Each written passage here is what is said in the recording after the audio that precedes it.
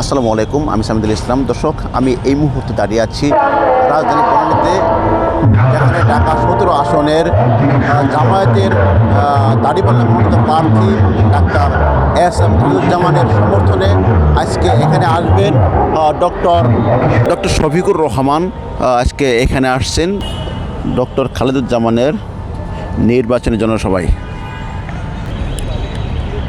আমরা যেটা জানতে পেরেছি, অল্প কিছুদিনের মধ্যেই এই জনসমাবেশটি শুরু হবে। ডক্টর শফিকুর রহমান এখানে আসবেন। তারা তাদের যে ভোটার আছে তাদের কথা শুনবেন এবং তাদেরকে তাদের ইস্তাহারের কথা জানাবেন। এখানে উপস্থিত হবেন ডক্টর এস.এম. খালিদুজ্জামান, যিনি ঢাকা 17 আসনে নির্বাচন করছেন।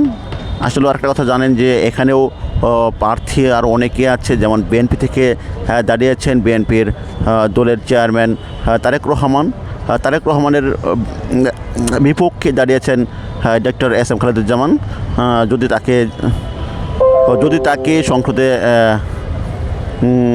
যেতে চান, যদি তিনি সংসদে যেতে চান, তাহলে তারেক রহমানকে হারিয়ে তাকে এই ঢাকা 17 আসনে নির্বাচিত হতে হবে।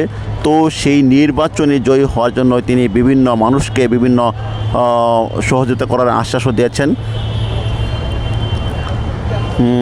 সেই ধারাবাহিকতায় আজকে এই ঢাকা 17 আসনের বনানীতে কামাল আতাতুর্ক পার্কে এখানে আসবেন ডাক্তার এস.এম. খালিদুজ্জামানের নির্বাচনী জনসভায় ডাক্তার শফিকুর রহমান, যিনি জামায়াতের আমির। তিনি অল্প কিছুক্ষণের ভিতরেই আসবেন বলে আমরা জানতে পেরেছি।